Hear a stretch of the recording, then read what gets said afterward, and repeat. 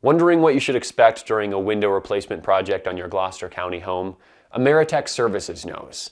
You'll want to clear some space in your home in the areas directly in front of your windows. If your home has tight corners, move furniture or decorations that might prevent us from carrying anything big through. The window replacement process could cause your Swedesboro, New Jersey home to rattle. We suggest removing delicate or fragile items from shelves and walls so they don't fall and break. On the outside of your home, you should move vehicles or equipment parked next to the windows we intend to replace. We'll do some work outside of your house too, and access will be needed. The window replacement process is noisy, so you may not want to remain at home if you work remotely or have small kids who nap. Communication is important during any home improvement project.